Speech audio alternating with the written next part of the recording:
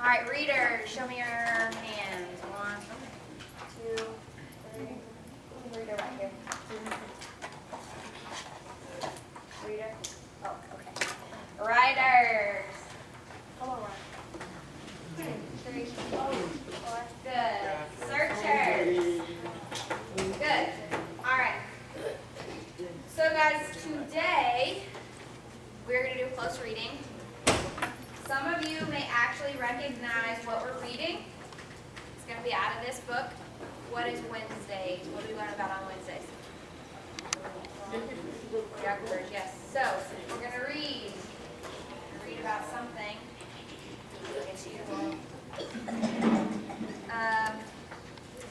This first time, all I want you to do is listen to me read, okay? The whole purpose for reading this is to figure out what is in the text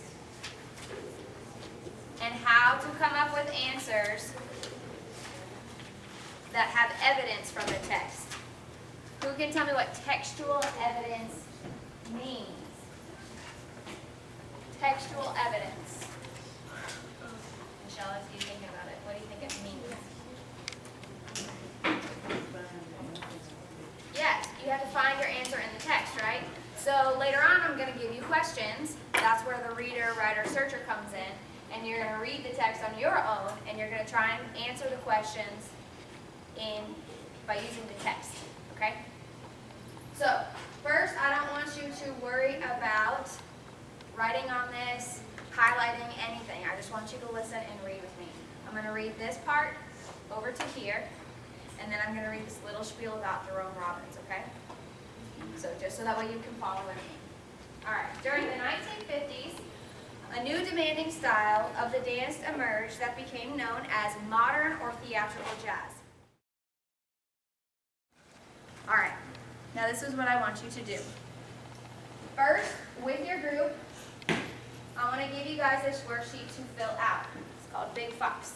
This is simply just looking at the text and seeing what you see before and after you read it. Big, B-I-G, is before you read the text. Fox, F-O-X, is after you read the text, okay? So, together with your group, the writer is going to write in this. You're going to look for your things. For example, bold, you're going to write in what all the boldface is. The italics, you're going to try and find some italic words to look at. And graphics. What kind of graphics do you all see first off?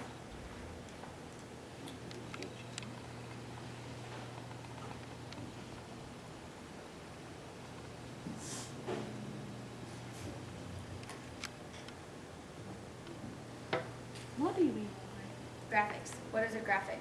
Like a photo or picture or something? Oh, I see the picture. Yes, exactly. A picture. There's a picture right there. Good. All right, so you're going to look for all of that. You're going to put where it is. Writers, searchers are going to search for it. Readers, you're going to be reading right afterwards. After the reader reads, you're going to answer these 3 boxes. The facts, so you're going to list 2 facts. Opinion, you're going to find an opinion, or whenever you read something and you have an opinion on it, I want you all to write it. And then X, which is the text that represents the main part of the article. So, everybody understand what I want you to do with this organizer? Yes. Okay, I'm going to hand this out. Go ahead and start reading with your group. Or if you want to go ahead and start recording the big part, the before the reading, then you all can read. And you can read aloud, guys. I don't want to hear silence. This is a chance for you guys to talk. All right, guys. We're going to go ahead and go over this Big Fox worksheet.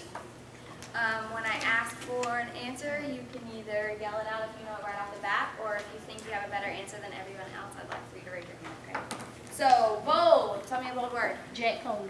Jack Cole, very good. Another bold word. Jerome. Good. Italics. West Side Story. Yes. Romeo and Juliet, very good. Graphics, there's only one. A picture. Yes, the picture, good. All right, so after you all read, someone tell me a fact, this group first, and then you all can go next. What's a fact? Yes, jazz was a highly flexible dance form, very good. Back here, and then you guys. Jerome Robbins choreographed West Side Story. Yes, Jerome choreographed West Side Story. Anybody seen West Side Story? No. You all should. It's amazing. It looks like the outside. It is amazing. All right. Yes, last fact. Jack Cole is known as the father of Yes, he's known as the father of theatrical jazz. Okay, what is a place where you all either saw an opinion or you all formed an opinion from? He was the best choreographer. Jack Cole was? And how'd you get that opinion from? Because some people probably didn't think that he was the best choreographer in jazz. Okay, but why do you all think he was? because he was known as the father of the Yeah, if you'd So have he was- followed them, you good, like you just. The best? Wonderful. All right. Good opinion, yes.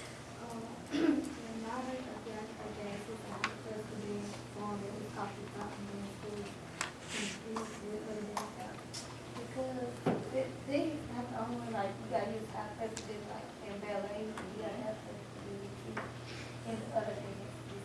Yes, very good, very good. All right, what do we think the main idea is? Yes. With this like dealing with practice, what kind of dancing he was, or what he did, What kind of dancer, who was? John, Jerome Robbins and Jack. Cole. So, two specific dancers. If you also put theatrical jazz, that works as well. It's the same kind of idea. They're just being more specific. All right, I need you to look at your text-dependent questions, okay? Text-dependent questions. I'm going to model for you this first one on how I want you to answer your text-dependent questions. So, follow along with me. I'm going to read this first part right here, and then we're going to take a look at one of the questions, and I'm going to tell you how I want you to answer it in your magazine, okay? Okay. Or in your reading. So, during the 1950s, a new demanding style of a dance emerged that came to be known as modern or theatrical jazz. What does our first question say, Rochelle? Will you read it for me? What two dance styles does theatrical jazz combine? All right, so what does it say? What two dance styles? Modern and Ballet, modern and ballet. So I know that I got it. I'm going to look at this little sheet. This is a little cheat sheet for you guys. I know that I get it, and I know what number it is. So I'm going to do, this is just for your own benefit. You don't have to if you actually write it. I'm going to write a little check right here. I'm going to put number 1 for answer number 1. Also, in your highlighters, I can't highlight in this book, I want you to highlight the actual answer. Okay? So when you get the answer, I need you to put a check mark as in you've got the answer. Give me the number of the question, because we are pulling out textual evidence. We are pulling out textual evidence, okay? Now, in your questions, you might have an answer that you're not so sure about. I want you to put a question mark by it. If you think that this might be the right answer, let's say we aren't sure what question number 3 is, whether Jerome Robbins was considered well-rounded. So I'm going to go over here. I'm going to put a little question mark and put the number 3, because I think this is the right answer, but I'm not 100% sure. But you're still pulling out evidence from the text. You can also go ahead and circle some words that you don't know, because we'll go over those later on. Or if you want to underline some keywords, that's kind of what you're doing when you're answering the questions, is you're highlighting it or underlining it. And then, of course, if there's a connection that you see of, for example, Camry knew that modern dance wasn't the only dance style that has to require flexibility, right? She also knew ballet, so she might put a little double circle there because she made a connection to something we've already learned. So, go ahead with your group. Readers, if you need to reread, that's fine. Go ahead and reread. Searchers, you are in charge of reading the questions, and writers, make sure that you know where the questions are. You do not have to write the answer, you just have to highlight it and number it, okay? Okay? All right. Let's go over these. So, we know what the answer to number 1 is, right? Ballet and modern. So, number 2, who is the father of theatrical jazz? Jack Cole. Jack Cole. And where is it in the text that tells us? In the second paragraph. Second paragraph, first line, second line, third line? First line. Second line, second and first, yes, good. That tells us why, right? Yes. Good. What is another side of evidence that you could use to tell why? It's How about, go for it, yeah. The reason why I thought it was because it says he developed a style of dance that is recognizable. Excuse me, teachers and students. There was a list that was emailed to you or either put in your box. Please release those football students for a field trip to the front now. Only those students then that's on that list. Thank you very much.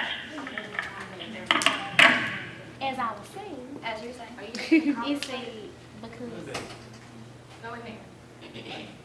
it said the reason why I think he was the father of geriatric jazz because it said he developed a style of dance that is recognizable in musicals and movies from the 1950s to the present day.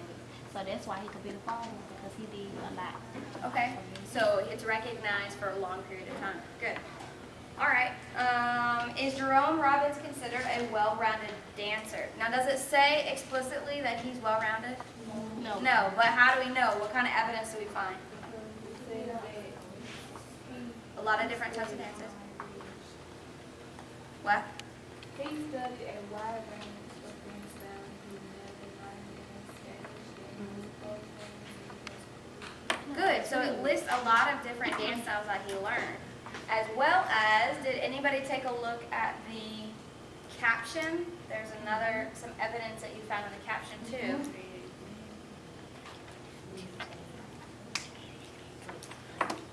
Oh, right here. Yeah, the caption. A blend of, Oh, the one after. yes, a blend, right? A blend of dances. So you've got your specific dance styles and you've got the word that says a blend of. So we know that he's well-rounded. Very good.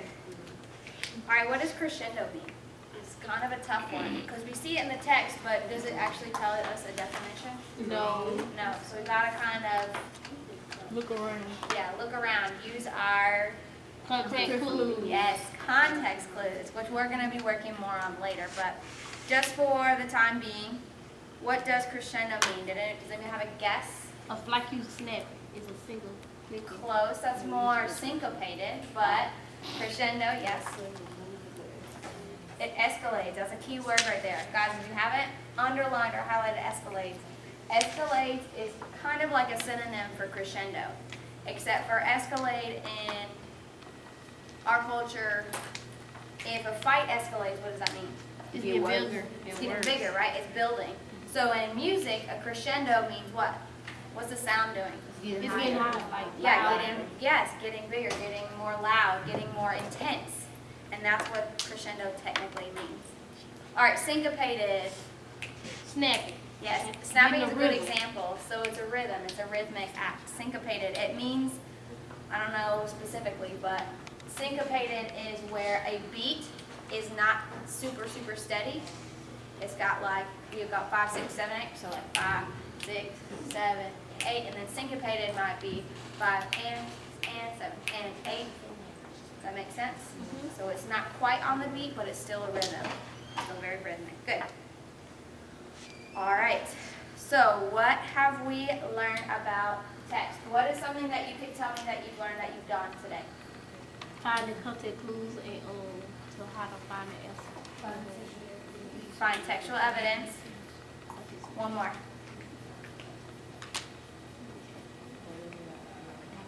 A little bit about theatrical jazz and 2 people in particular. Can you tell me the 2? Jack Cole and Jerome Robbins. Jerome Robbins. Very good. Guys, how will those help you on the ACT? It like you kind of like summarize and you can skim through it. Okay, not skim, but say you read, you're on the reading section and you're reading something. Guys, you can write on your reading section. You can write on it. So when you have questions that ask you textual evidence, you can literally go back, underline where it is, and then answer it in your test booklet. This is all to help you in the future when you have to pull out evidence. When someone asks you a question and then why, you always have to have evidence, right, to back it up. That's why textual evidence in specific readings is important. All right, go ahead and collect, have one person collect your